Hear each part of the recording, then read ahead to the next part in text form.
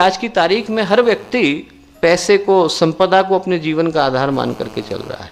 पूरी जिंदगी में आदमी पिसे और पूरी जिंदगी में आदमी कष्ट ले, कठिनाई ले, और उसके बाद 1-2 मंजिल का हमारा मकान बन गया, एक एंड्रॉयड फ़ोन हमारे पास आ गया, तो हमारे जीवन की कीमत थोड़ी है। मनुष्य के जीवन की कीमत नहीं है कि पूरी ज़िंदगी भर हम लोग लगे रहें और बदले में हम सिर्फ इतना हासिल कर सकें कि हमारे पास एक फ़ोन आ जाए, हमारे पास एक चीज़ें आ जाए। मनुष्य के जीवन की कीमत नहीं।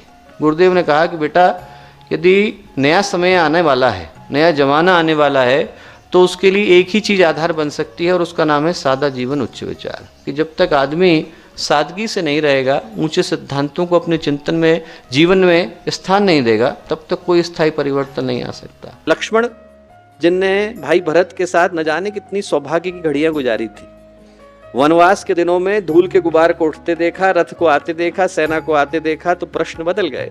हमला करने तो नहीं आ रहे हैं। जिसके साथ हम दिन रात मिलते होंगे, रात के अंधेरे में लोगों से नजरें छिपा करके मिलने के लिए जाएं तो लोग अर्थ भिन्न कर देते हैं। भेंट, मुलाकात, मिलने का जो अर्थ है वो इन समीकरणों पर निर्भर करता है कि हम मिल किससे रहे हैं, मिल कहाँ रहे हैं, मिल किन परिस्थितियों में रहे, मिल क्यों रहे।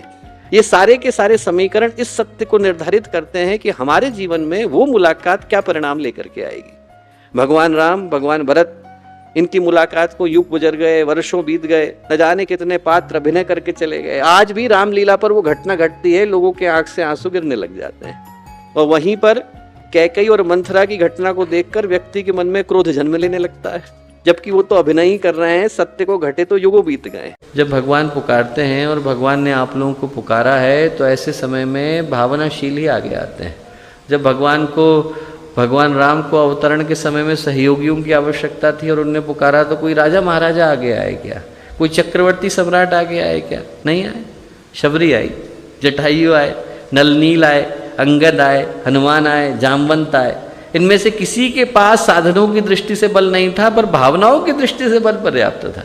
भावनाओं की दृष्टि से इतना बल था कि अकेली शबरी के लिए भगवान को रास्ता बदलना पड़ा, अगले जटायु के लिए भगवान को रास्ता बदलना पड़ा, गिलहरी के लिए भगवान को प्रतीक्षा करनी पड़ी। उनकी भावनाओं में इतना बल था। तो जिनकी भावनाओं में बल होता है, भगवान उनकी आवाज़ को सुन करके आते हैं।